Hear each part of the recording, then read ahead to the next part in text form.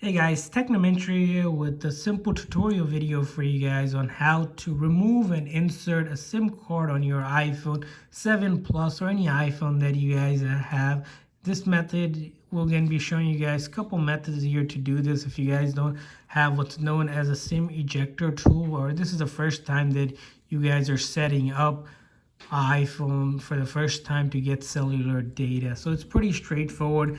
You'll notice if you buy a new phone, there's a manual insert in there. You're going to want to take that out. Inside there, you're going to find what's known as a SIM ejector tool that looks like this, right? This is the SIM ejector tool. If you don't have this, or if you bought a used phone, most likely you won't have it. You can simply take a paper clip that you have, or go to a dollar store and get a pack and simply bend this piece that look and make it a SIM ejector tool, or take a earring if you have one that's old and you don't mind this part snapping off in case. So don't use an expensive one, of course.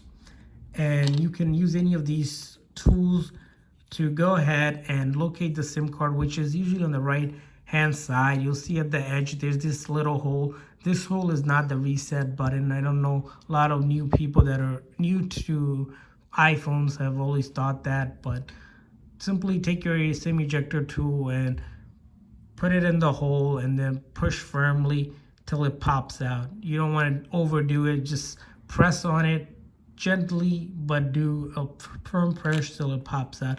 Once it pops out, you'll notice this band over here. That's the water protection band, so the water doesn't get in there. And you'll notice this is the SIM tray that it has. You'll want to notice that there's a cut sides here. And this is important because you're going to want to take your nano size SIM. So the iPhone 7 Plus takes only nano size SIM. So I have here the Cricket nano size SIM. If you don't have a nano size SIM, ask your carrier to provide you a nano size SIM card.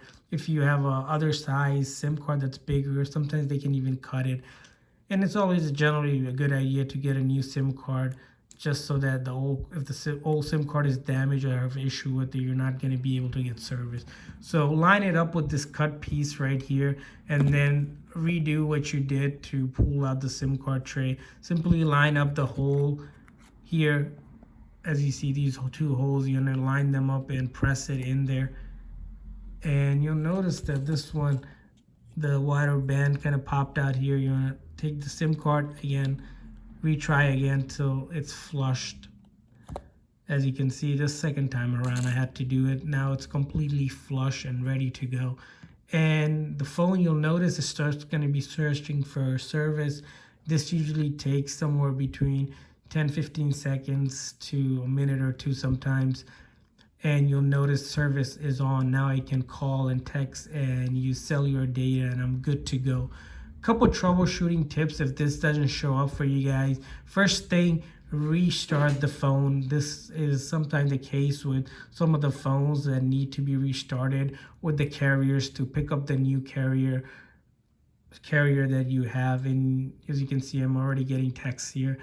Second troubleshooting tip I want to share with you guys is that if the service isn't activated right away, contact your carrier and let them know you have a new phone, and then they're most likely going to ask you for what's known as the IME number. The IME number can be found on iPhone simply going into settings. Once you're in settings, you're going to want to go to general and then about, and then in the about you'll notice there's this thing called IME right here. You're going to provide this 15-digit number to them, and they're going to add it to their back-end system. Once they add that to their system, you'll have to restart the phone and it should get service. Another tip I want to share with you guys in troubleshooting is that if the SIM card is damaged, or if it's beat up, if it's old, simply you want to get a new SIM card from your carrier, and your carrier should be able to provide you a new SIM card, and ask that for a nano size SIM card. If you guys have any other type of SIM card, it's not gonna work.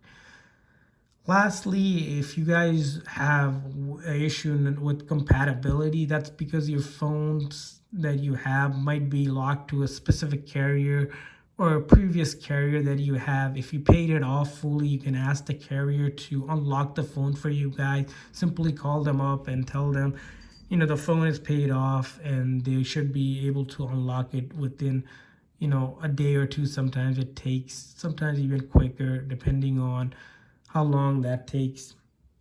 And finally, if you guys are looking to buy a new phone, simply whenever you're buying a new phone, or if you guys are looking to buy a new phone, check out the discounted link I have included down below in the description in the comment section.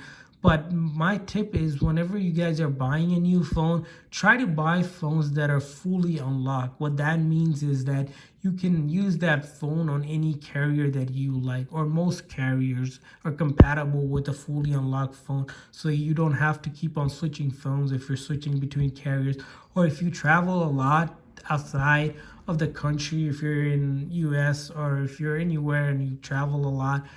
Unlocked phones will work on other countries as well. Simply, you're going to want to do is remove the SIM card that you have and put in the SIM card that you get whenever you're traveling or whenever you're switching to a new carrier, and it will start reading it. That's the benefit of buying unlocked phones.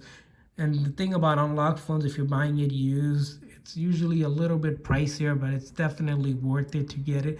Or if you're buying it from the Apple store, you're going to have to pay full price because you're not getting it through a contact. But it's definitely worth it in the long run if you have a phone that you want to use for a couple of years and you don't switch to phones often enough.